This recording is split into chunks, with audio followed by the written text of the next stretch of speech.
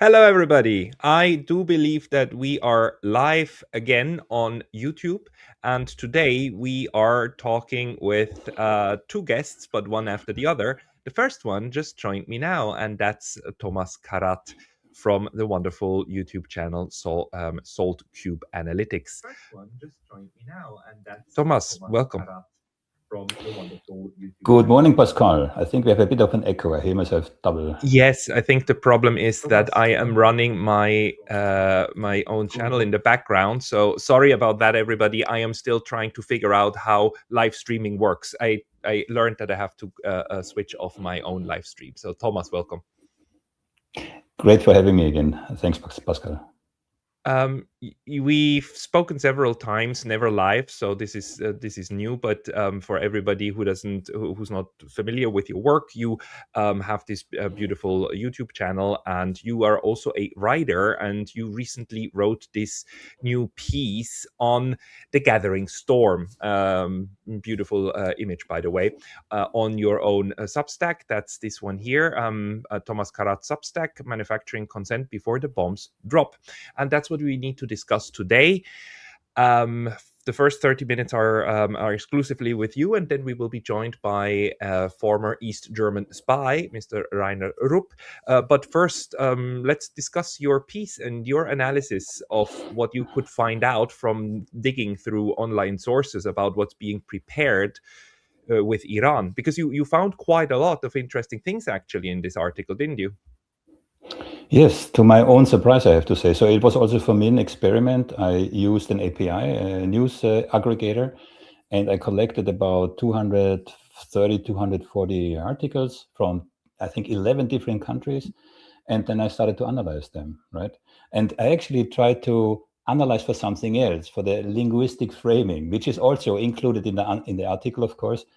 But underneath that, you have a couple of interesting findings, because certain things happened in a very narrow time frame between the 27th and the 29th of January, which pointed to a almost immediate attack on Iran, which still might happen. So the conclusion is between 7 and 14 days. That's the estimate, that if they're not de-escalate, America will attack Iran. But I have a list in front of, yeah, please. Yeah, no, sorry, because you looked at all of these outlets, right, including the Guardian, New York Times, and so on, and all of the titles that they wrote, and all of them, first of all, used suspiciously a lot the same kind of lingo in order to describe what's going on. So kind of the memo must have gone around of how to talk about this. But secondly, it all came out in the very same short period of time. Can you maybe tell us especially what was the language that was deployed that made you think that, oh wow, they're preparing something here? Yes, we have some interesting framings in the sense of that. I just look at the there Maybe we I have can it. So find if it. Yeah. no, I have it. So if the media talks about Iran, the Western media, what you find is words like threaten, warns, refuses, has the finger on the trigger, this really aggressive framing. And then when you look at how the US is described, the US, who is actually building a massive armada, that's actually American language, armada in the region, what do we find? The US prepares, the US weighs options, the US responds. From a linguistic perspective, that's defensive framing. Now, when we talk about headlines, if you allow me, we know from scientific studies, and I know that you know, that depending on the media, between 60 and 85% of the people only read headlines. They don't read the full articles. And we know this especially from social media, where the aggregators, of course, know if you share, let's say, an article without actually reading it, they know. So we can measure this with pretty high accuracy. Now, as a consequence, of course, and this is actually old news for editors anyway, but headlines, so news outlets put a lot of emphasis and thought and effort into the framing of the headlines because they know how important they are, right? So we can deduct a lot of things out of headlines, right? So that was the linguistic part. And the framing is, of course, like describing it as an armada always struck me as something quite interesting. On the one hand, of course, an armada refers to a lot of ships. On the other hand, I was wondering, the armada is most famous for being sunk in front of the British shores, right? They were the Spanish Yes. navy that gathered in front of the British shores and Yeah. was then destroyed by a storm, I believe, and it basically sunk to the bottom of the ocean. Now, with the United States, that's probably just wishful thinking, but what did you make out further of the insights that you gained from looking at these almost 200 articles? Yeah, I have a couple of key points, but I would like to say one thing about Armada and unsinkable. Iran has supersonic missiles, yeah, and this is opinion. This is opinion. This is not research, yeah. But I do believe that Iran has the capability, if they really wanted to, really heavily damage an American supercarrier. The whole concept of these huge, massive boats in the era of hypersonic missiles is an outdated one. So I believe, I don't want to see a nuclear-powered supercarrier on the bottom of the sea. Why? We know from Chernobyl, which I followed at the time very closely, that the Russians had to build underneath some concrete structure in order for it to reach water. If this molten nuclear core would have reached water, Europe would have been gone. That's why I'm saying a supercarrier, a nuclear-powered supercarrier, a sunken one with damage on the bottom of the sea. I don't know if anyone knows what happens if that ever happens. Yeah. So that's to the Armada. Now coming back to your question, I have a couple of key points here. So first of all, very interesting things happened in this 48-hour time frame from the 27th to the 29th. Yeah. So we had multiple synchronized events. We have the Abraham Lincoln, I believe, is the supercarrier that deployed. Yeah.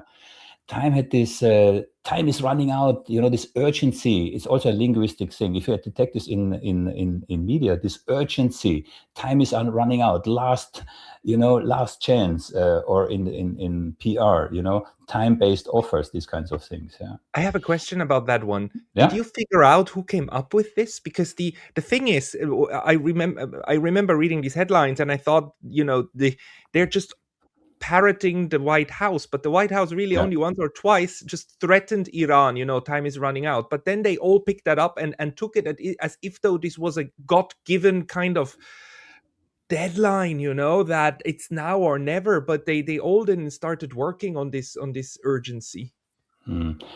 Again, evolutionary psychology. This drives our attention from our brainstem. Yeah, we have three brains, I always say. Yeah? One of which is the brainstem. Then we have the limbic system, the emotions, and the ratio. Yeah? And you have to address information if you want to, create certain patterns in this order. Brainstem, something different, something scary, for example. Then the emotional level, and at the end, the last thing that you address is the neocortex, and you have to do this in this order. And this is brainstem. Yeah, urgency. That attracts attention, right? So, yeah. So this, but do you think it was the White House that put this out, and then the newspaper that just were very happy for creating some form of readership, and then let's just put it all in and let's make it feel it's a combination. It's the a attack combination. is imminent. The trigger. First of all, I do believe there is a synchronicity. There was definitely. It's also in my article. So there's too much convergence. One or two. Outlets or even countries you could explain. Yeah, editorially you could explain. Yeah, but on that scale in the Western media, I think this is clear evidence of cooperation. So I don't think there's any doubt about that. Yeah, and especially there's more. Yeah, this EU has designed so that the Iranian Revolutionary Guard as a terrorist organization, right? Right. In this 48-hour time frame. Yeah, normally this takes meetings over meetings over meetings. Yeah, German's Chancellor Merz, same language as Trump. Yeah, Iran stays unnumbered. Urgency. Yeah, so I think there was clearly some cooperation. Yeah, and it's only a couple of. It's not that long that the United States designated Now wait, when did the United States designate the Iranian Not that long. Not that military long as ago. a? Huh? Yeah. Not that long ago. Not that I long mean, ago, just a couple of no. weeks ago, right? And then the Yeah. Europeans followed, but they followed in that very ominous window of the 27th to the 29th, right? Yeah. Before Yeah. the Yeah. weekend, actually, right? Yeah. Yeah. Then, if you want me to go further through what I found here, yeah, the next Please. thing is multiplying justifications, right? And this is interesting because we have seen this in Iraq also, right? So there is a shift in the original justification. Yeah, the stated rationale shifts from the nuclear deal, which has to be enforced, then to supporting protesters. Yeah, then to counterterrorism, and now to regime change. Yeah, so when they do that, I mean, again, this is a very specific strategy. They throw as much as they can on at the wall, and they try to see what sticks. Meaning, what the people, so the people, their own population best reacts on, right? So this Mm. multiplying of justifications, if you see this in the news, it's absolutely a red flag, right? Yeah, I mean the one thing is of course that it is the United States that is building up its navy in front of Iran. It's not like Iran parking its carriers somewhere, right? So Exactly. the Western media has this weird problem that on the one hand they need to portray and frame Iran as the bad guy and the US as the good guy, when in fact what you're seeing is, of course, a breach of international law from the United States, because not only is an attack forbidden under the UN Charter, even the threat of the use of force is forbidden. And we've had the foreign minister of Iran actually over the weekend on Twitter X, complaining that look, the US actually puts out these tweets saying that our military should behave more responsibly because apparently the Iranian Navy is too close. It's too close to the US Navy. That's Yeah. irresponsible. And he complains and ridicules that because it needs to be ridiculed. But that puts the European media into an awkward spot, doesn't it? But can you maybe talk a little bit more about how they tried to get out of that spot with their framing? The Western audience, and if you talk about this, you have to be really careful, because the moment you talk about propaganda, right, you're right away in a certain category, yeah, because the Western audience believes, unrightly so or incorrectly so, propaganda, that is something like North Korea, Russia, we know that, yeah. But we, the West, the free West, our media, they do propaganda. There's this absolute mismatch, right? Which is also why the Western media can come away with certain things, where even people in the former Yugoslavia, for example, they would just smile because they know it's propaganda, right? So this constant frame, and again, from psychological perspective, this, constant repetition, and you hear it from all channels, this is on purpose, because even, again, there are some really interesting scientific studies. You hear an argument over and over and over, even you are not being aware of the likelihood that you accept it as true increases over time. Yeah. Even if at the very beginning you were against this, or you didn't believe it. Yeah. It's very interesting. Again, this happens all under the subconscious, on the subconscious level, but it's very effective. So politicians know it, spin doctor know it, and PR firm knows it. If you allow me, very briefly, I interviewed a CEO of a German PR company like 1 or 2 years ago. Very interesting. Yeah, they're specialized on evolutionary psychology. Yeah, Gesa Lischka, highly interesting, because she really explains how it all works from the perspective of a PR company, right? So very effective. Yeah, and we mistake, of course, repetition or familiarity with reality or with truth, right? So but it's also something that happens quite easily. I realized that when I was reporting about the US going into Venezuela, kidnapping Mr. Maduro. When that news came out, our news media in the West, they used the word capture. They captured Yeah. Maduro. And me, unwittingly, I repeated that word. I said like, "Oh, Maduro is allegedly captured," but that is, of course, itself already part of the framing. And only later, once my thing was out, I realized that I basically fell for the trap of repeating a framing that had been put out there. So instead of the word kidnap or abduct or what other words you could use in order to underscore the illegality of all of that. You use a kind of neutral expression, which it really doesn't warrant. But okay, let's Greenland, continue our if analysis. one word, Greenland will be acquired. That was the initial framing that they used. Greenland will be acquired. Right. Okay. It's sickening. It's absolutely sickening. But yeah, I mean, reminds us so much of the unprovoked attack, right? Russia's unprovoked attack. I mean, how Classic. classic ones. So, what are the Classic. classic ones that they are apparently trying to put out now when it comes to Iran? I already said that the framing from the American side is a defensive one, and the framing from Iran is an aggressive one. And Okay. this will extend. Yeah. And you can exchange the words in there. It's just the overall framing which goes into your subconscious is that actually Iran is the aggressor and not the US. Yeah.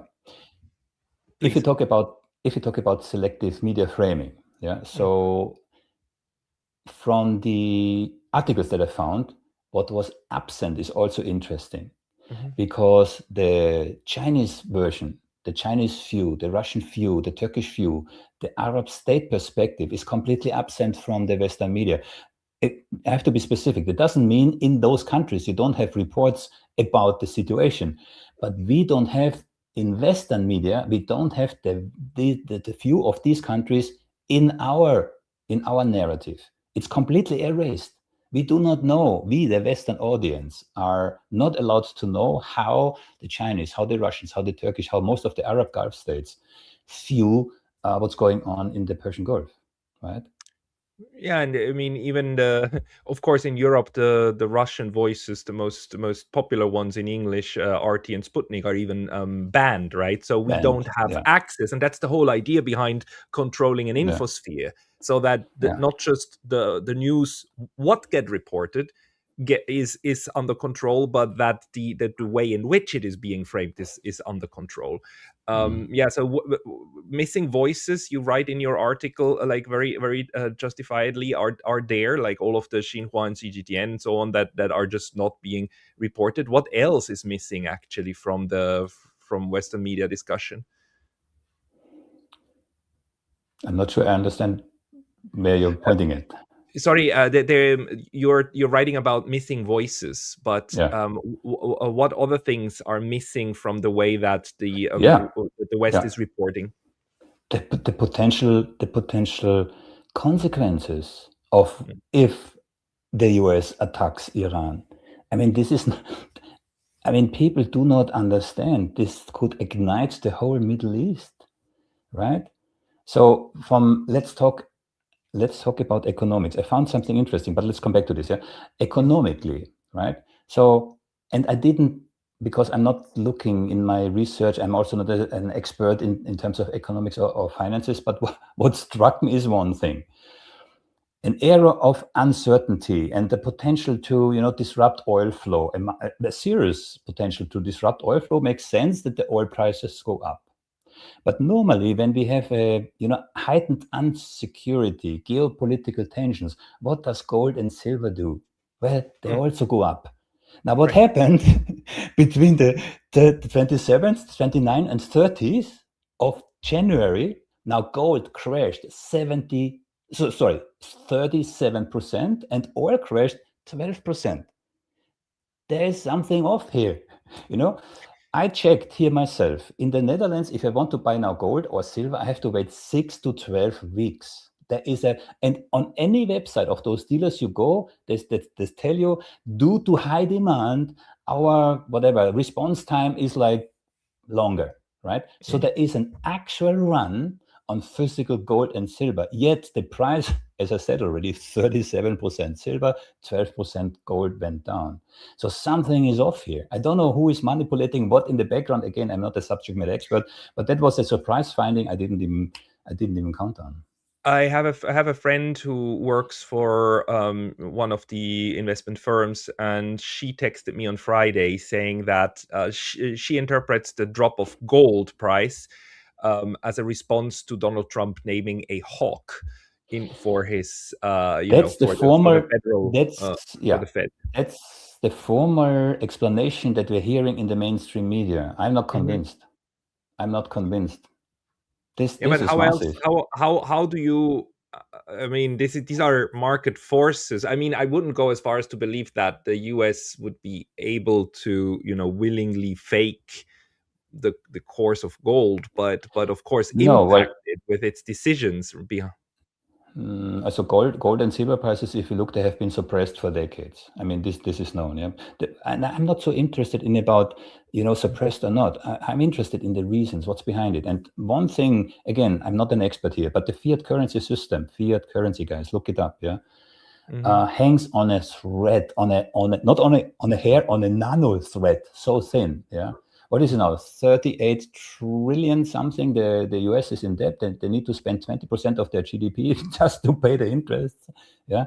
So something's gonna happen. And you also see this now, this universal push in Europe, but also, especially in Europe, to switch over to the digital euro, to basically central bank controlled CBDCs, right? So there is something in the background. Something's happening here. Yeah. Yeah. Again, I'm not an expert, but this was something I didn't count on to find.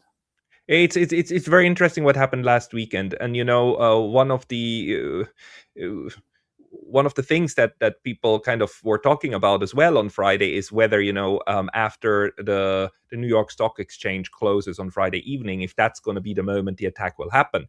Now, what we know in the meantime is that the US seems to still be getting ready. I mean, they seem not to have all of their horses lined up in Iran, and I don't know enough about the actual military build-up to speak to that very much. But it would be, if there was an attack coming, it would actually make sense to do it on a Friday night when you have 2 days until the markets open up again, because the oil prices are something that would immediately react very, very heavily, right?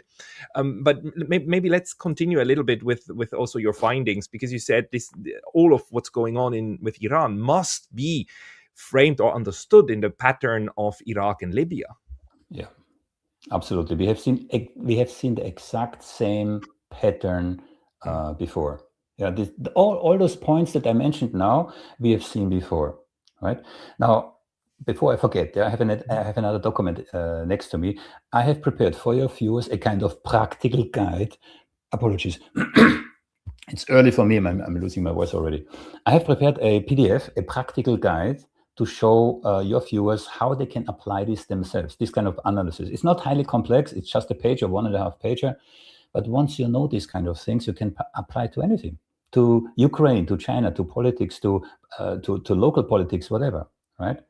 So no matter the topic, you can apply these kind of techniques. Can you give us a couple of examples? We talked about most of them already, right? Sorry. The ones that we just went through, yes.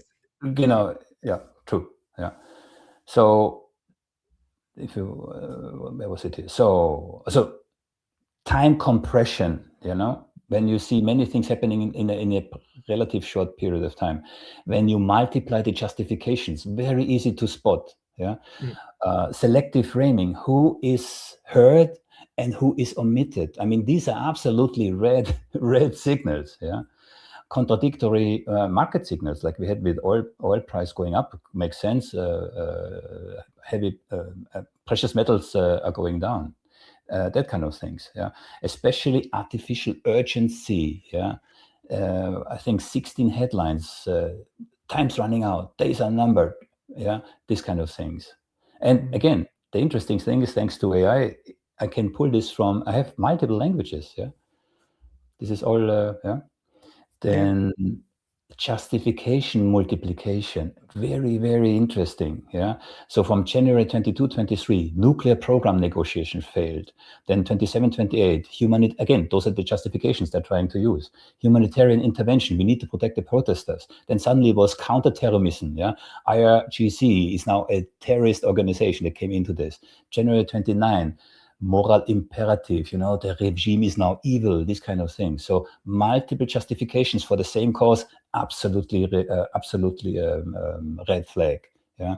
Then again, whom are you not hearing? Yeah. 0 articles from Chinese, Russia, whatever. We said it already. Yeah? I had only, I think, 4 Russian headlines in my whole data set, 1.7%. Yeah, minimal Arab world coverage, which is understandable. I have close contacts to Jordan. Yeah, Jordan is again in line, apparently. The UAE is too, with what the Americans are planning.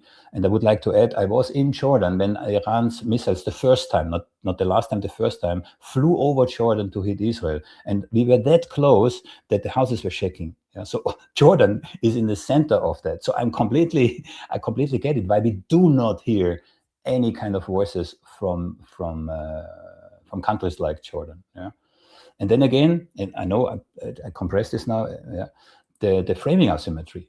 Again, Iran threatens, wants, refuses. Yeah, and America, of course, prepares ways, options. Yeah, watch for these kind of things. Yeah, if you do that, you know, you have a kind of a superpower that you can apply to any topic. Okay. Yeah, so really like attention to the framing and attention to the methods used for this news coverage. What do you think though is the you actually write that you are expecting kind of a 14-day window during which an attack either happens or not. Like what's your view there? It's a tricky one. So, and I just this morning I tried to get a bit more information here. So to have this massive military buildup is a very costly adventure. Also, even for the US. Yes, these super carriers. I don't know what they cost per day, but also on a psychological level. I mean, you have people on there. They are preparing themselves mentally to go to war. Yeah, go to war. You know, the Americans, when did they really go to war? Last time was Second World War. Don't forget this. America, since the Second World War, was not really in a war.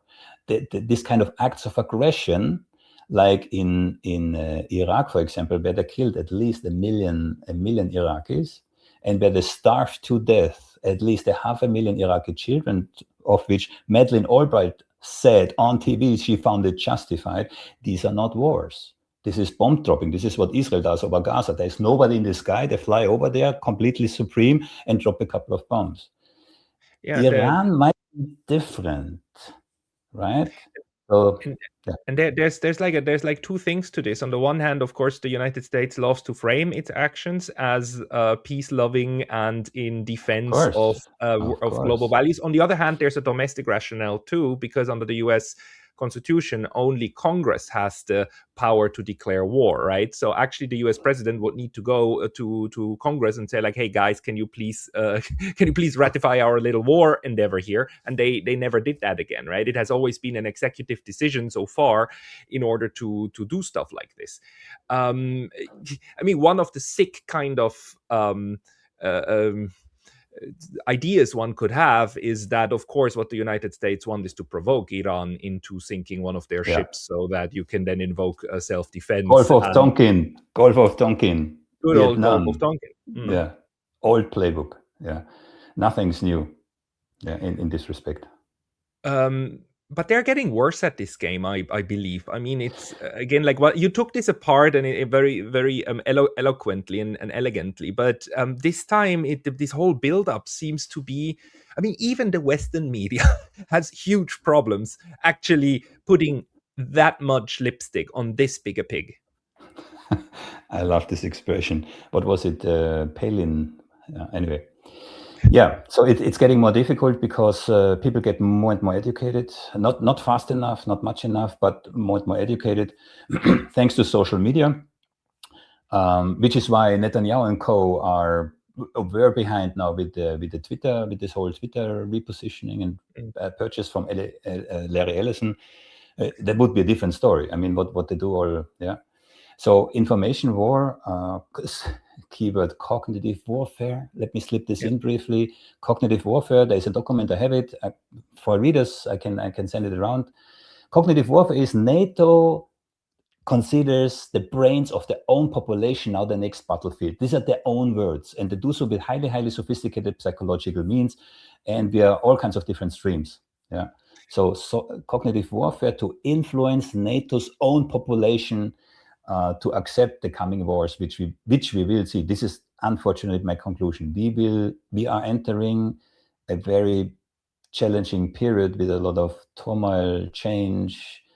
Yeah, That's something I'm convinced about. Yeah, this is maybe we are very lucky because right now we are being joined by our second guest today, our German colleague. I will add him to the stage now, Reiner Rupp, who's again journeying from Germany. Just very briefly, Reiner used to work for NATO back in the 70s, and between 1977 until the collapse of the Eastern Bloc, he actually forwarded a lot of even a bit longer, 93. even a bit longer. He forwarded intelligence to East Germany. So he's a living and working spy who then also was in prison for 7 years for his spy affair. Reiner, welcome to our live stream. Oh, glad to be there. Hello. And Hi, Reiner, the other guest here is Thomas Karat. We just discussed one of his articles, and he made the point that not only are we being manipulated in the media, in mainstream media, with massive floods of pro-war propaganda, but also this cognitive warfare of NATO is going on as we speak in order to kind of massage in the idea of war with Iran. Do you agree with that? Yes, so I fully agree with that, but it is nothing new in the case of Iran, and that goes back as far as I can remember. I mean, and we had already this kind of what we call threatening build up of aircraft carrier strike groups, etc., etc. In order to force negotiations. I mean, they don't want to have negotiations. They want regime change, and they want. I compare it always. I mean, put a gun to somebody's head and say, I only want to talk to you. But the more interesting thing about this is that each time the civilian the politicians in the United States been pushing the military to build up this horrible, threatening positions with there were 2 aircraft carriers, battle groups, and all and on in the surrounding nations they've been concentrating, flying in bombers and aircraft. And to increase the capabilities to strike Iran, and that was 2007, and in 2012, under Obama, we had 3 aircraft carrier strike groups confronting Iran, plus all the aircraft on the surrounding air bases, etc. And each time the American military said, no, that's enough. We don't want to fight. And they don't want to fight for good reasons. In fact, in 2012, there was a unique situation. I mean, never happened before. There were the 4, I mean, in the United States, you have I can't get the English name for it now. Waffengattungen. I mean, armed forces. You have the army, armed services. You have the army, the navy. You have the air force, and as a separate armed service, the Marines. Now, in each of these armed services has a chief of staff, and out of these 4 chiefs of staffs, 3 actually went public and said, we don't want to fight Iran. That is too dangerous. The only one who was for it was, of course, the Air Force. Quite clearly, the Americans have that saying the Air Force doesn't make widows and orphans. I mean, they have never had that many casualties in the Air Force, never comparable, for instance, with the Navy or the Marines or the Army. So they get into the aircraft, throw a few bombs, and back at 4 o'clock and gin tonic in the officers' mess. So that's the attitude of the brave American pilots. But in each case, it didn't come to a fight. Now, the point I try to make today, his Trump super duper wonderful, marvelous armada is sailing threateningly to threaten Iran, and it is less strong than ever than the times before. At a time where Iran is stronger than ever, and that the only dangerous thing about the whole thing is that you can't calculate or you cannot expect a rational behavior from Trump because it becomes increasingly irrational. What we do know about Trump, and I've been following him right from the beginning, and not just this turnaround. What we do know about Trump, he does not insist on. I mean, he doesn't want to get into a longer war. The problem is that the Iranians have said, if you hit us again, we're going to go all in. Yep. And as far as I know, and I also heard it said from, I cannot vouch for it, but Mersheimer said just recently that the Israeli, when Netanyahu came to the United States just the other day, he didn't come to encourage Trump for another war against Iran, but just the opposite, because the Israelis aren't ready. Now, I've just been in preparation of this talk now. I was just digging out a congressional report of the Congressional Research Service from my archive, and just to point out what the I mean, you know what the THAADs are, the terminal high altitude interceptors, which are supposed to be super duper even better than Patriot, because Patriot is a dud anyway. And this is from the Congressional Research Service and is a congressional document, and it says THAAD interceptors accounted for almost half of all US and Israeli interceptors used to protect Israel against Iranian medium-range ballistic missiles. The study estimated that 92 THAAD interceptors were used during the conflict out of an estimated supply, overall US holdings supply of 632 interceptors. So all over, that makes about 15% were used against Israeli interceptors. Now, the more interesting point comes, and I won't read much longer. It could take 3 to 8 years to replenish the THAAD interceptor stockpile. 3 to 8 years. And of each interceptor valued at 12.7 million. And the total procurement request, the procurement for this year, the official budget request, is for 37 interceptors for a total of 840 million for this year to a budget request. It doesn't mean they're going to come on stream. Mm-hmm. So it will last quite a while. So they are not ready. They're not ready. They are not ready. But then, Thomas, maybe you can jump in here. I mean, if you combine that with, Thomas made the argument, the drum beat of the media drum beat is relentless and creates this urgency. What does that tell us, Thomas?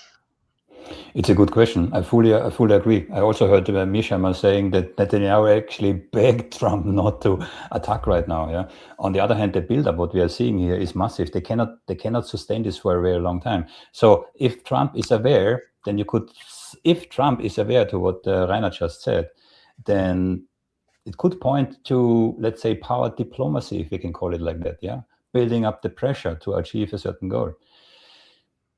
I don't know. Reiner, what are you making out of it?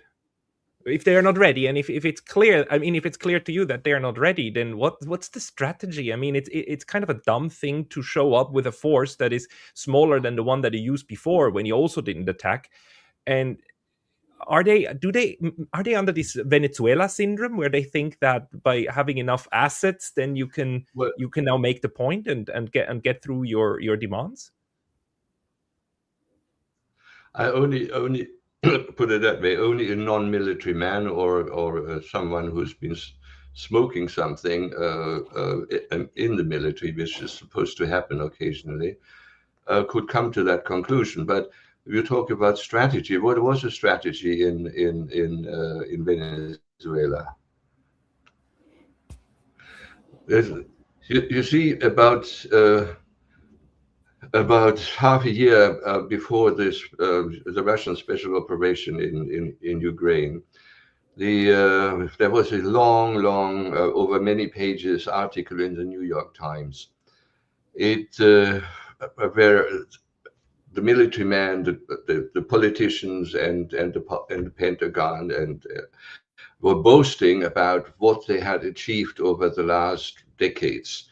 They have achieved now, I've tried to put it in very short terms, that they could everywhere around the world do the kind of thing what happened in Venezuela. 60,000 men in arms, half of them special forces trained for very special kind of different operations of the Pentagon, the other half under the command of the CIA, and they all would operate together and complement each other according to the task. They could go in anywhere around the world and out within 24 hours to kidnap somebody, to eliminate somebody, or whatever. And that's what they thought would be the future of warfare. Now, they prepared for all that since the end of the Cold War, and since 2007, since Putin was the laughing stock in I think it was in Munich, and made come on, you can go home. We don't want to talk with you. You have to do what we tell you. Things changed, and you must remember, and that I do remember very well, how the blueprints, for instance, the Russian military science, they had absolutely stunning military scientific breakthroughs, which we see now being put on deployed in the fields. Only in those days, when those breakthroughs, theoretical breakthroughs, had been achieved, they were just the Russians or the Soviets didn't have the means to militarize these things. Meanwhile, digital developments allow the militarization of these, and they are implemented in electronic warfare, in all kinds of things, in hypersonic missiles, in having a underwater missile traveling in an underwater missile, which, by the way, the Iranians also have. The NATO code name was Squall, specially developed as an aircraft carrier killer, which travels underwater in some kind of a plasma, in a gas part. It's the only people who are, or only countries who manage that are the Soviets, now the Russians, and the Iranians. Why the Iranians? Because when the Soviet military industrial complex collapsed, lots of, the Soviet Union, you had all the Central Asian republics, socialist republics, scientists from there, they preferred the Iranians were not stupid. They said, come on, you can have a good work here. They preferred working in Iraq, in Iran, than being a taxi driver in Moscow, as many of these highly skilled people had to earn their living. So the squall arrived also in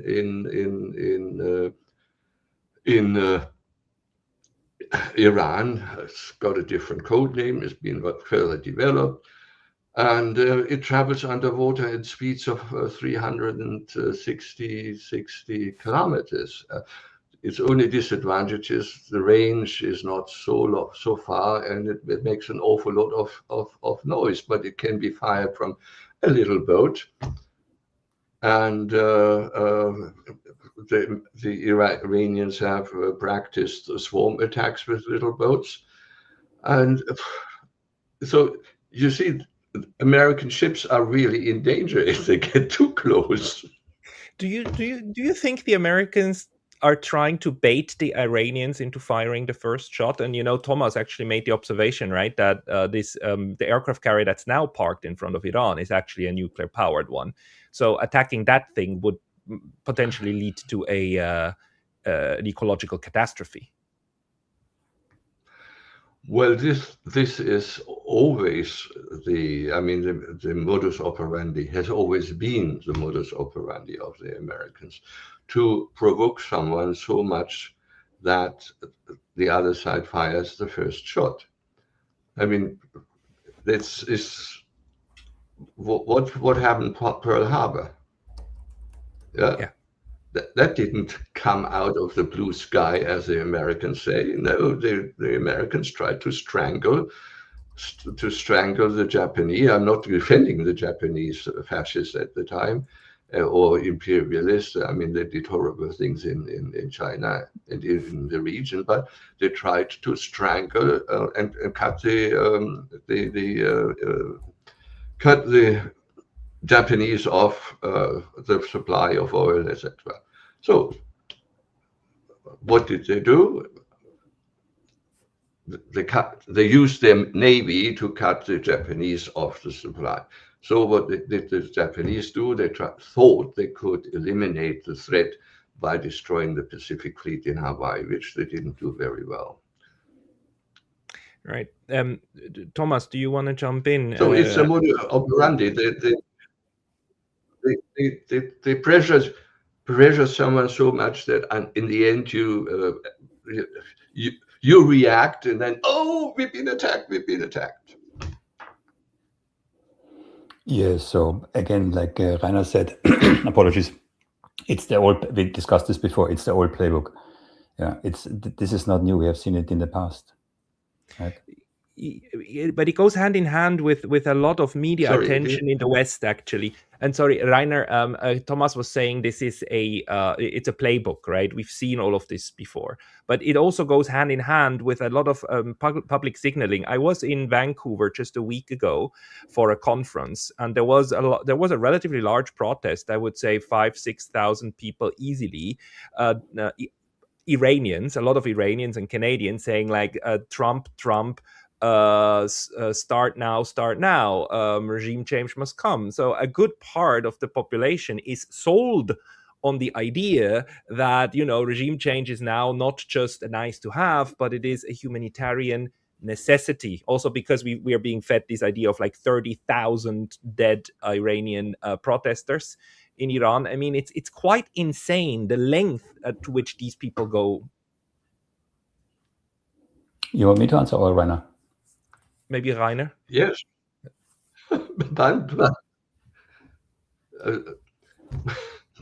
Look here. When they start, I have also contacts into Iran, and I've been a regular been interviewed by IRIB quite a few times. Now these are officials, but I also have some private contacts via some friends here who have relatives back home who are not supporters of the Mullah regime, but they are Iranians and Iranian patriots. And they phoned home, etc. And that was, I had similar reactions from other people. Now this is all anecdotal in a way, but what else do we get from the other side? I mean, it was quite clear if who was it even? I think it was Pompeo who said, we are behind you and Mossad is behind you. And even the Israelis said, we are helping you. With whom are they helping them? With the MEK, probably. Now, the MEK was not so long ago, well, a few years, nevertheless, was considered to be was on the American list of a terror list. Now they as when the Americans can use the terrorists, then they're suddenly being freedom fighters, moderate freedom fighters. Like we've seen that happening in Syria very well. Now in Syria, the Al Qaeda terrorists are running the government with American support. So what happened in Iran is not a popular uprising. And the idea of having boots on the ground in terms of the MEK and people, I've seen the videos actually. They're hiding behind or shooting out of the masses, shooting and attacking security services. That was Maidan repeated. Exactly. The Maidan playbook repeated in Iran. So of course civilians will be killed, but not in. I mean, it was ridiculous. I mean, there was a competition who could put the highest casualty figures out. Why not 300,000? Yeah, the next one. Just to stir up the people. There's no proof of it, and we know it's the boots on the ground. They thought we then could go in Venezuela style, kidnap Khamenei or who else, take him out, and then the regime change, and then these boots on the ground, the MEK and some Mossad agents, etc., and there will be chaos and new things happen. Only the Iranians are not ready for that. I mean, the mass of the population isn't ready for that. And even if that had happened, what happened? What's the result of this glorious super duper raid into Caracas?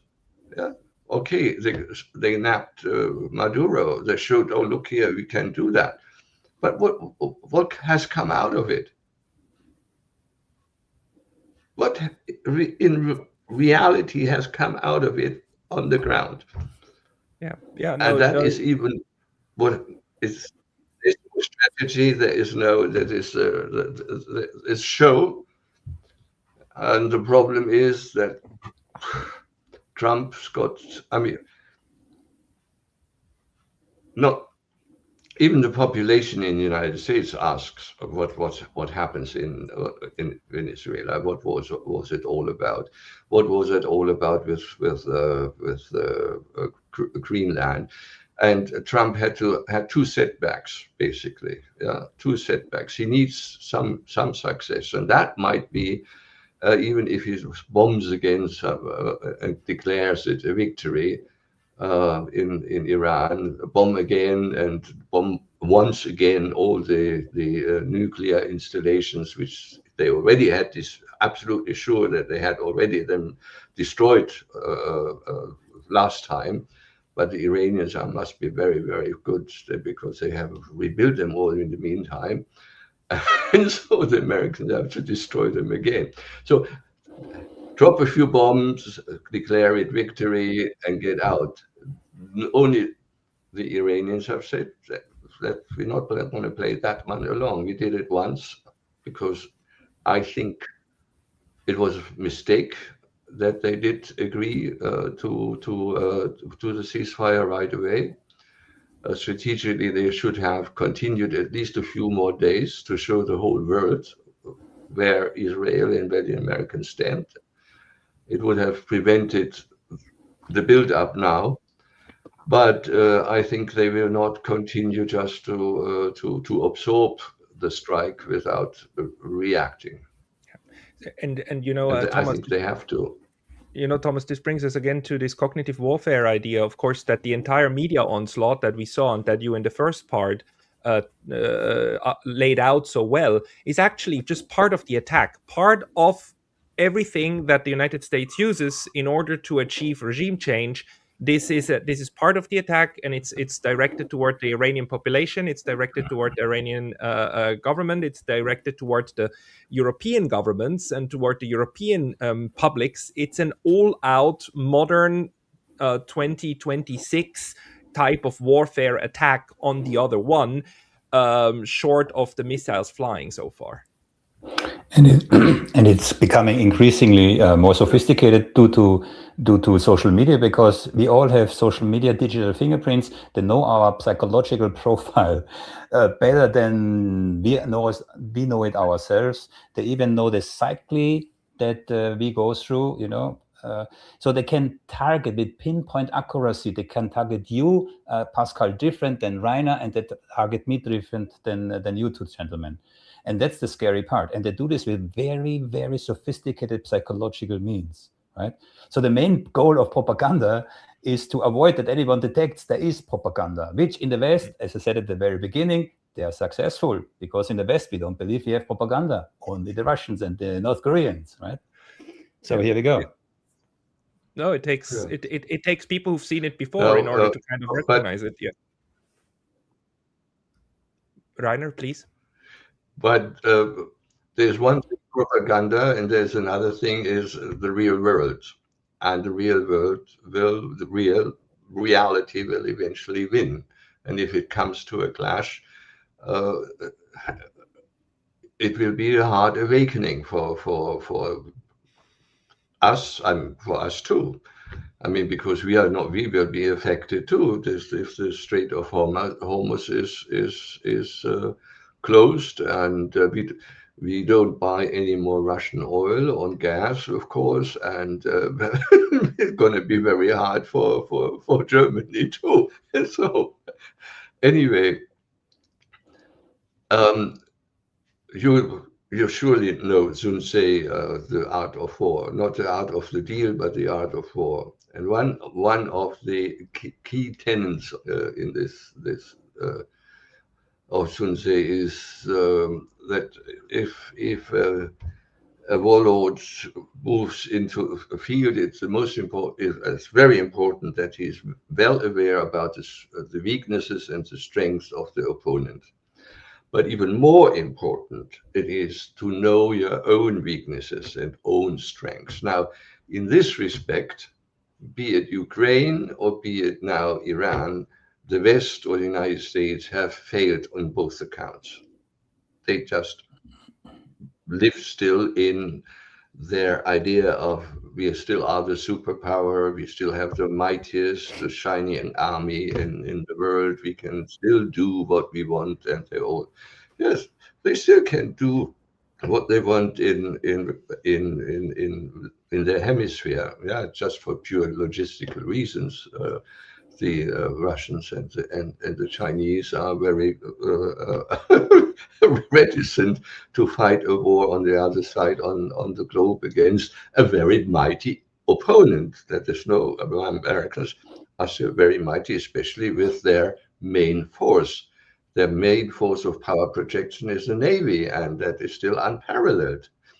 Only if they come closer to China or closer to Russia. I think the former Minister of Defense in Russia, Shoigu, phrased that very well in the year of 2015, I think, in the speech. We don't need work for aircraft carriers. We need aircraft carrier killers, and that they have achieved with their new aircraft carrier killers. In a real case of war, those aircraft carriers don't even get within reach of the US aircraft of the Russian border. I think they probably wouldn't even get across the middle of the Atlantic. So with China too, and you can actually see a confirmation of this because if you look at the budget forecast and the 5-year budget for wish list of the Pentagon, you don't see any more new aircraft carriers. They're rather more small ships and preferably automated ships. I mean, bigger drones, ship drones, because they realize what's going to happen with their big ships. They are sitting ducks in the modern age. If you allow me very briefly, I would like to come back to something that Reiner just said, Sun Tzu and the art of war. Now, Reiner lives in Germany, I believe, right? So the Germans have a word, Putin-Versteher. I mean, this links to cognitive warfare, yeah? So the German population has been so indoctrinated that they believe someone who understands Putin-Versteher, is a moron or a traitor or whatever, yeah? Whilst the most basic rule in warfare is you have to understand your opponent, right? You even have bumper stickers on cars, Putin-Versteher, or these kind of stickers. Yeah? It's just crazy. Yeah. Well, we in the Cold War, we used to have them. We called these Putin. I mean, the equivalent of nowadays Putin-Versteher. We called them Kremlinologists. We had a whole armada of them. They had important chairs at universities. We invited them at NATO to find out the thinking, the strategic thing, what changed. So, from economics to politics to the military changes, etc. We want to know what happened, and vice versa. It happened also in Russia. It's the most important thing is to know. Yeah? Not only know, but also understand how the pieces of mosaic fit into the whole overall picture. Knowledge alone doesn't make it. It has to. You have to understand. Verstehe, yeah, exactly. Yeah, the mechanisms through which then decisions are being taken. Otherwise you can't make accurate predictions. But it seems that at the moment we are also going through an entire, attack and assault on our ability to make sense and do exactly that, right? Like, and by we I mean us, the general public on the ground, that we are being told you must not attempt at understanding the mechanisms for taking decisions. Just let AI make the decision for you. Let artificial intelligence make the decision for you. That's much more clever than the ordinary person. So. It's I mean, we're going through quite an insane moment, and Reiner, I would like you to stay on just a bit more so that we can do one more segment. But Thomas, thank you very much for giving us a whole hour of your time. People who want to find your work, they should go and find you on your YouTube channel. That is Salt Lake. Yes. So can I just ask Thomas where he lives? Where do you live, Thomas? I live in the Netherlands. And which country do you come from, Thomas? Well, I rather keep that offline, yeah. But Reiner, a quick question. I would be very interested to have you on my own show if you're interested, yeah. Yeah, sure. Okay. So I will leave you. Yeah. Yes, I will leave you, gentlemen. Now, just a last comment. I'm repeating. If anyone wants this practical user guide on how to analyze headlines like I described, reach out to me via Substack. Very easy. Reiner, it was my pleasure talking to you, and thank you, Pascal, for having me on. Always a pleasure. Okay. Thank you very much, Thomas. See you next time. Thank you. Bye bye. Bye bye. And again, Thomas Karat, he can Salt Cube Analytics on YouTube. And he has a Substack. Everybody, you can find him there. And now, Reiner, now that we are just the two of us, maybe can we go again through your comparison of the many times that the United States already threatened Iran and nothing came out of it, because you had other examples. 2007 was just one. There were other times when the US was doing build-ups. 2012. One was under Bush, the other one was under Obama, and the mightier one was under Obama in 2012. And so it was all again about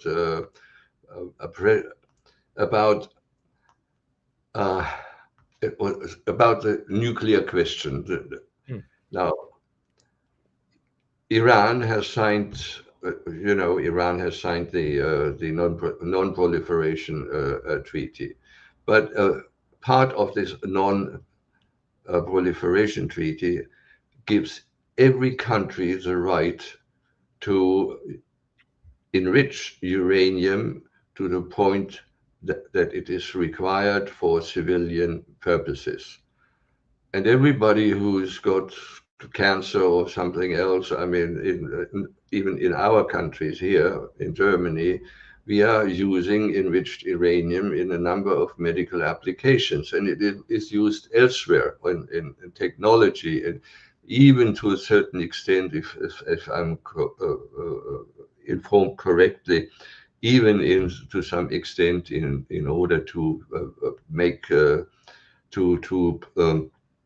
extend the or prevent foods from perishing faster, etc. Anyway, there are a whole lot of civilian applications for which you need enriched uranium.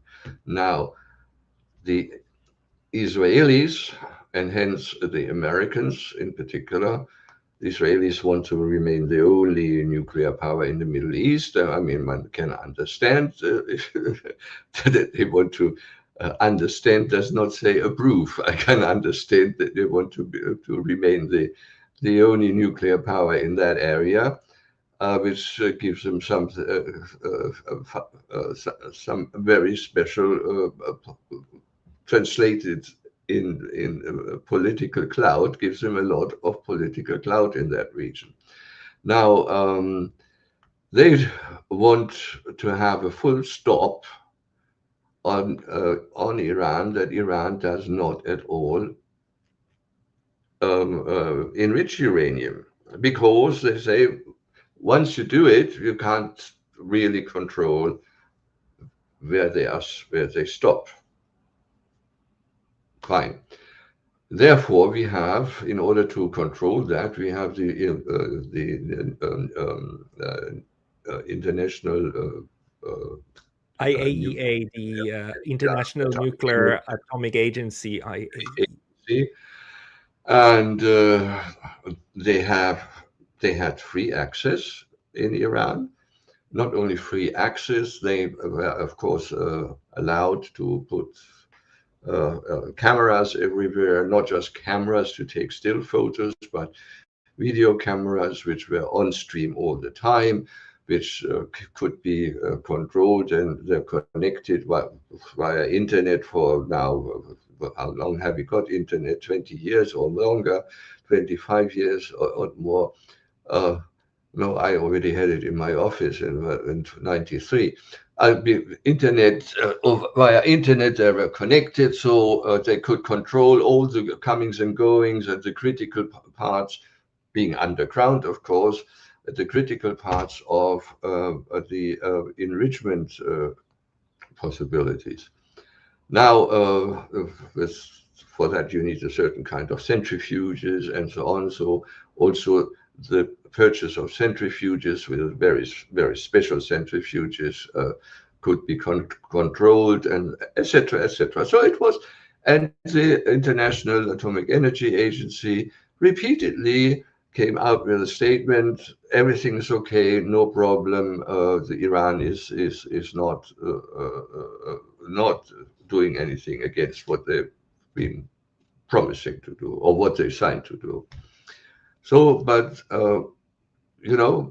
international law doesn't mean anything for the United States. It's proven that many times, and for its protege Israel, especially not either.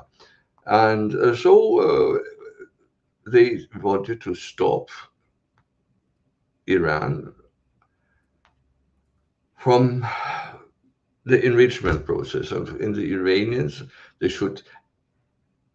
there were the offers that they should have that done in some other countries, and then they could import the ready product. But the Iranians said, no, we've been put so many times under sanctions and exports, etc. We want to have that our own capability and capacity. So as a result, sorry, as a result,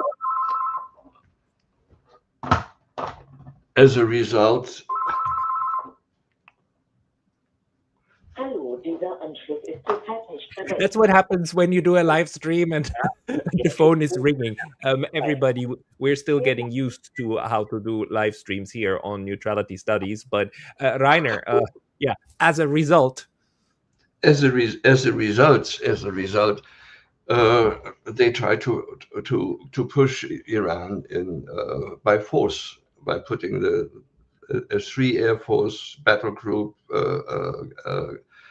a 3 carrier battle group force in front of the Iranian border and put the gun in front of it.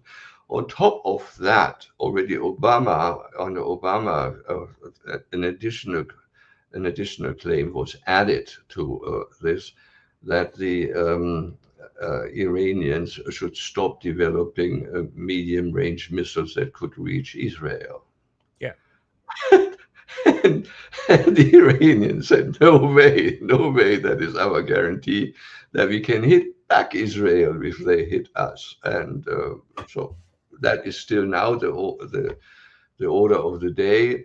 I mean, Trump wants no nuclear, and of course no missiles that can hit Israel. And what Trump actually wants is that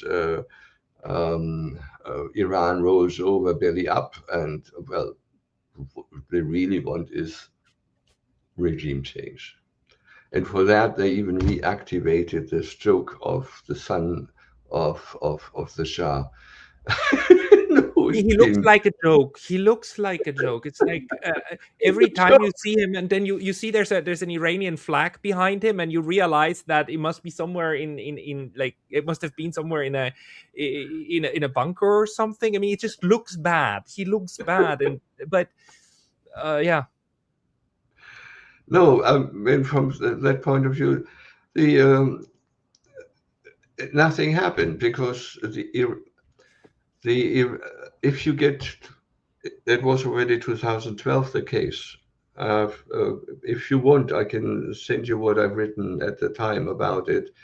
How have you got a possibility of publishing it on your webpage? I can. Yeah, if you send it to me, I can circulate it. Yes. Yeah, if you're interested, I'm not pushing Yes, for it, but I can if you, and you can see how the U.S. military, a number of statements from high-ranking, which I had collected at the time, high-ranking American military, especially also the chiefs of staff, said we don't want to touch them because they have the capabilities of really hurting us. Now, of course, in a normal war, all-out war, the Americans would, of course, beat Iran. Yeah, but at a incredible cost. You see, if I mean, it's a well-known thing for warfare. If you only attack from the air, you don't change anything on the ground. Right. In fact, think about the Allies destroyed in World War II, firebombed our big cities, etc., attacked. Did that change the regime? I mean, what they hoped it would change the regime? No, the population even kind of rallied around, not knowing any better, rallied around the regime. The same thing happened in Iraq or other places where they bombed, or North Korea, they bombed the civilian Hanoi, etc. Did that did that lead to the population saying, no, we have to get rid of our leadership and have a revolution, etc.? No, it didn't. It's this had never happened time and time again, but still they keep doing it. So if they did, however, just bomb a long bombing campaign, there would no American in the Middle East would be safe anymore. Right. And Israel neither. Not necessarily with Iranian missiles. That's not enough, because in 2012, about within the first month, 25,000 Iranians registered in the special office as suicide bombers. Wow. Yeah, to be sent around. Now think about it: how many Shiite minorities are in the Middle East? Yeah, even in Saudi Arabia, you have a substantial Shiite minority. So everywhere in the Middle East. So that just this particular aspect. If you come closer, you have the Strait of Hormuz. If you have to look at the geography, it is like Norway with deep fjords, not as high, but with deep fjords and caves. And out of those, you can shoot missiles. Out of those, suddenly little boats, a swarm of little boats can come out. One of them is shooting a squall, one of those, as they call it, hoot, in underwater missile, even if it makes a lot of noise, with 350 or 60 kilometers an hour. It is very, very fast. It's target very fast. The Strait of Hormuz looks relatively wide, but it is actually a very narrow strait of navigable strait of 1.5 kilometers wide, or at times, where it's deep enough for bigger ships to go through. That can be easily controlled with all kind of mines, and minesweepers can be shot at from the coast. In order to stop the shooting from the coast, the American Marines would have to go in and kind of clear out every little fjord, etc. That would be heavy casualties if they actually could do it. Even then, they would have to then stay there, otherwise the Iranians would come back. So if they stay there, they are vulnerable and they'll be attacked. So they have to move in a little bit further inland to secure the area. So those will be attacked again. So you will be drawn into it and be made more and more vulnerable. I mean, whichever way you are looking at it, you have the loser card. Yeah, so it's for boots on the ground, or for like proximity warfare, that is a nightmare scenario for the United States. But then for the military, for the military, we already know that they are aware of this, and that they, for instance, told non-essential personnel in their base in Qatar to leave. Although, of course, that can be also part of the cognitive warfare of like massaging in the idea that an attack is imminent. And, we are still, it's still possible that the United States believes, or at least Trump and his entourage believe, that if they are just able to kill the Ayatollah and maybe, let's say, the prime minister plus foreign minister, a top rank, to do like a decapitation strike, the way Israel managed to kill Nasrallah in Lebanon, that will suffice. Like with Venezuela, we showed them, we killed them, and now we mission complete. Is that something that you could imagine that they might be after? Although you already made it clear, the Iranians said, if we're being attacked, we will go all out and we will not let you out of this. So it's not just going to be a small attack. It's going to be war if anything hits our territory. As I say, I cannot exclude the madness. I mean, of the United States, of the United States politicians, and looking back at my time at NATO headquarters, I had a lot to do also with my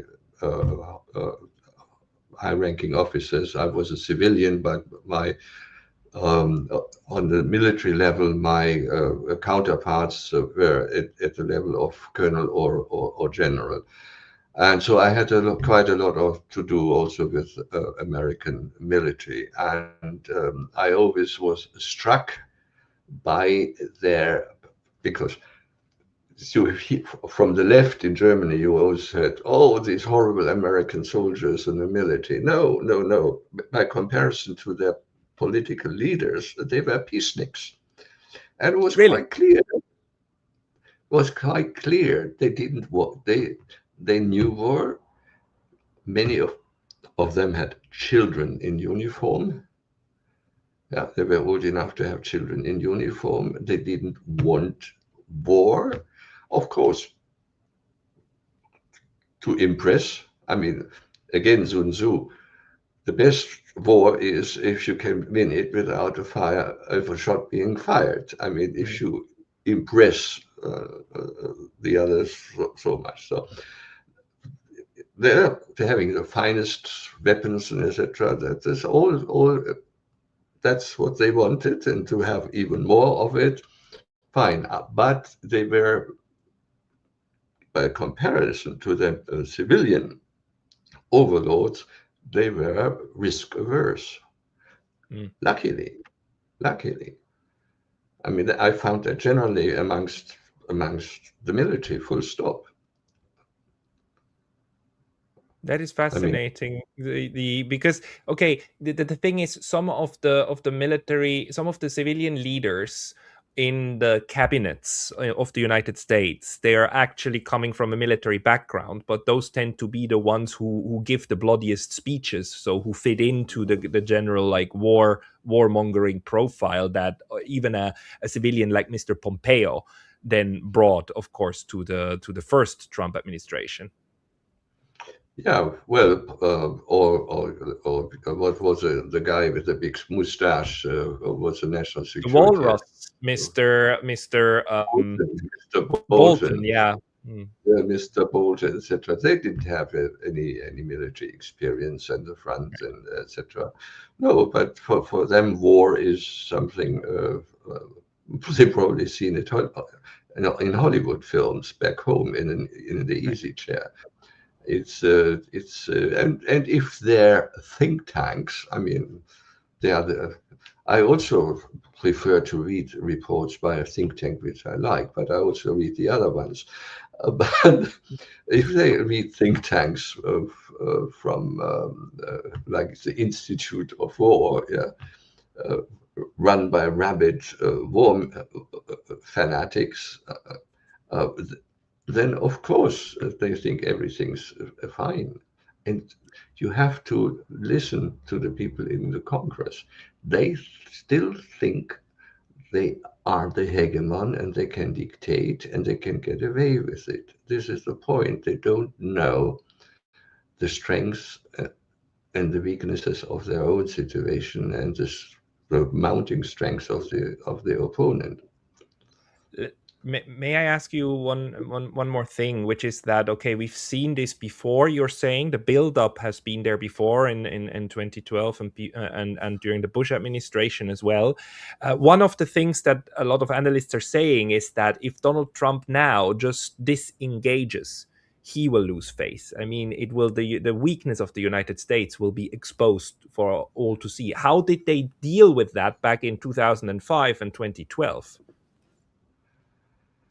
That's a good question. I cannot remember how they dissolved it. I think there was no particular part. It just kind of I would remember it if that had been one. Someone had come and cut the Gordian knot. I cannot remember that, but it's a good question. I have to look that one up again. But of course, you are right when you say a lot of people think how Trump has now, as I mentioned earlier too, has now a series of face-losing events behind him, yeah, and that would probably be the next one if it did precisely that. On the other hand, if you look at the situation in his MAGA movement, and the last thing I've seen, that's some time ago, however, they were very much opposed to foreign wars. I mean, the situation between the political parties in the United States has inversed. It was in earlier days, it was the Democrats who were against, more Democrats were against the foreign wars, and the Republicans were gung-ho, and we have to use our shiny army. Why otherwise are we paying so much money for it if we can't use it? That was a saying of more or less literally of Madeleine Albright to one of her generals in a cabinet meeting. That is, but to get out of it, I don't know. I mean, with the that makes it so dangerous that he might try it after all. Might give the order. Yeah, I mean, it might be that he then feels he has to go in. On the other hand, Donald Trump is Donald Trump. He can just declare victory, said he achieved everything he wants, and be out of it. And he can say whatever he wants. There's no more consequences to his speech acts. But for that, he would have to throw a few bombs to declare victory. And if one looks at the previous attack, which was a show, basically, possibly, I don't know, but I would not exclude it that it was that the Russians helped to arrange it. I could imagine that the Russians would help to arrange something like that too. That Trump can get out, throw a few bombs into the Iranian desert, claiming that was another important nuclear installation, and getting out, and that would help the Russians, that would help the Chinese, that would help the Americans, and it would help everybody else. Even it would help the Israelis because they are not ready for another conflagration with Iran, because they haven't filled up their missile stock, their defense stock. I mean, they are still naked. So your overall assessment is that actually, on the ground, the interest of all these parties should be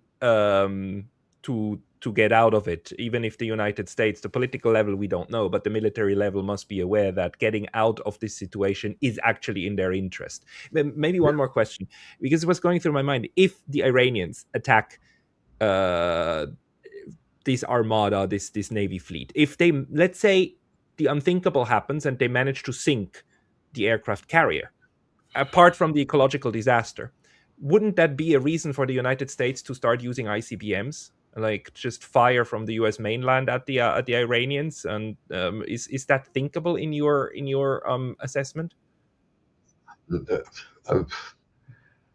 that would be a major stumbling stone to get over to use ICBMs to attack it, because immediately the red lights would flash in Russia, because they wouldn't be able to discern. I mean, Iran is not that far away from I mean, looking on the globe a bit, and there are ICBMs starting in the general direction of Russia that could create quite a problem.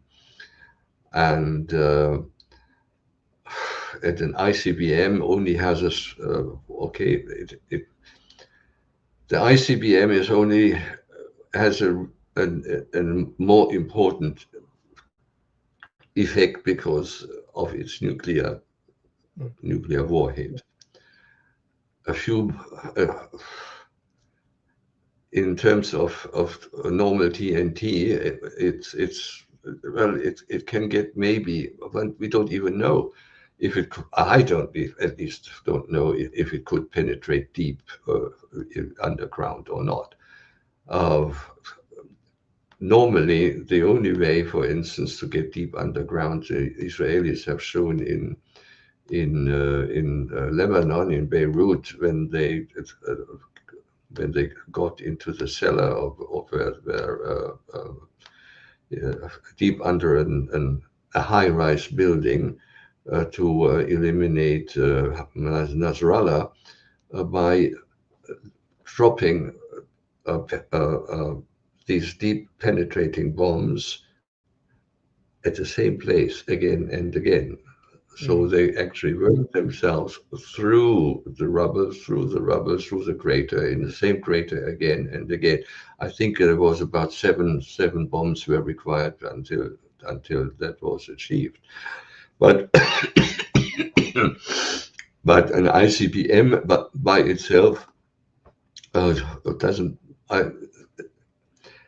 It's more dangerous, and the effect, if it was just loaded with TNT, or I mean high explosives, better, stronger explosives materials than TNT, but we are still measuring it in TNT units, and so it's there would be the use of the missile would be more expensive than the effects you could have from it, put it that way. Okay, as a destructive effect you could have of it. Right. But the same applies to if you have the standard missile, the THAAD missile, for what was it, 12.5 million each. And if you want to make sure, you normally fire two against an incoming missile. That makes 30 over 30. I mean, no 20. It makes 25 million to intercept a cheap Iranian missile. That doesn't make sense, does it? So even the cost factor doesn't add up and make sense for the United States to actually go to war with Iran. I mean, it's everything is stacked against that option. Although, do you see any way in which the United States, if they can pretend that it was Iran who fired the first shot, that they were unprovoked attack, that they could activate Article 5 of NATO and say, like, now send us all the ships you've got, and then all NATO against Iran? It is not.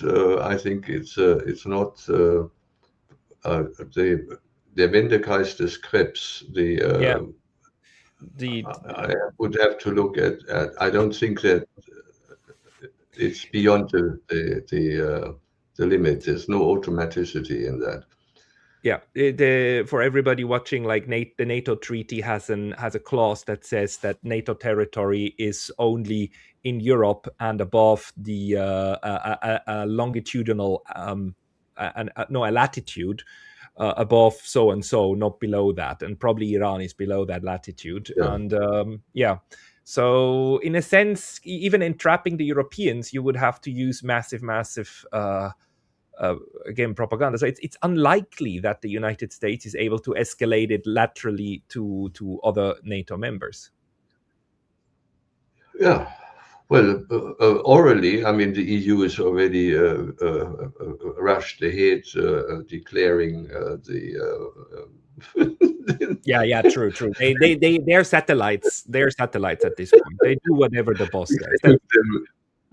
Them as so I laughed when the Iranians actually hit back in turn and declaring European armies as a terrorist organizations. Yeah, no, but I don't. Apart from that, Article 5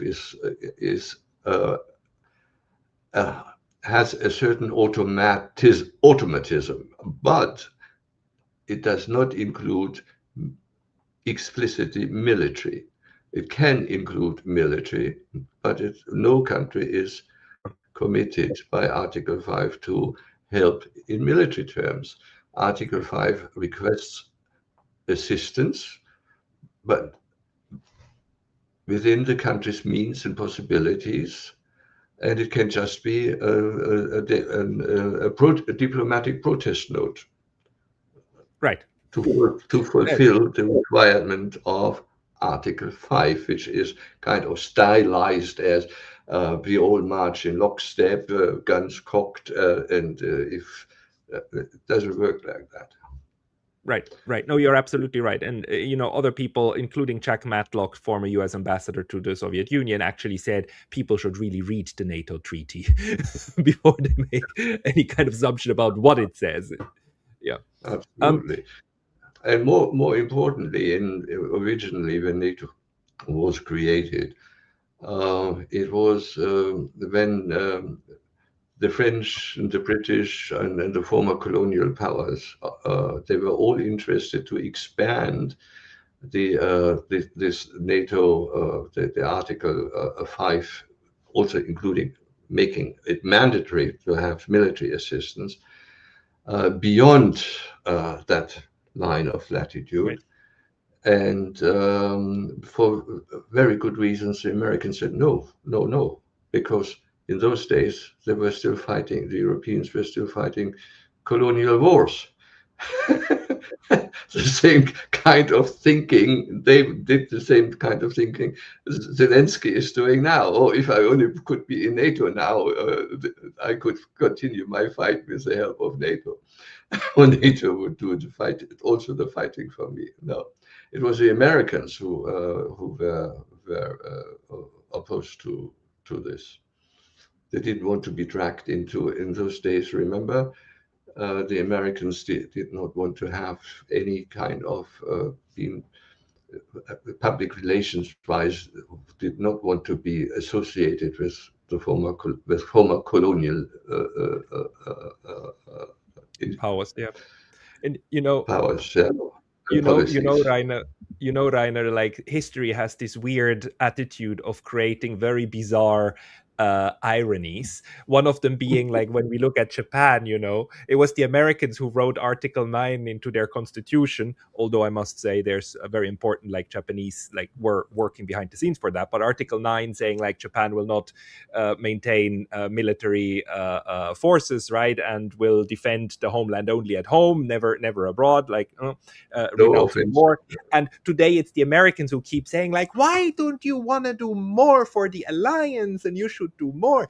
And actually we had a smart prime minister before the current one who once said you know what, Americans, you're right, it's not an even deal, because if we get attacked you have to help us, if you get attacked we don't have to help you. It's not an even deal. Let's make an even deal. We help you if you're attacked, but in return we have Japanese troops on US mainland soil.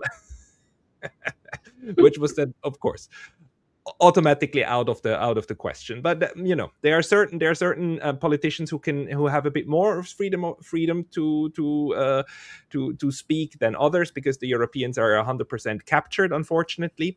But Reiner, your analysis here helped a lot, really, with putting things into perspective. People who want to read more from you, where should they go? Russia Today, or to my homepage, Reiner Rupp. Kundschafter. I will put a link to your homepage into the description of the video that will come out of this live discussion here. Reiner, Rupp, thank you very much for your time today. Thank you, Pascal. It was a pleasure. And thank you, everybody, for joining us for this live stream. If you're watching this in replay, then do check out the links below. Please do help and support us with also subscription on Substack.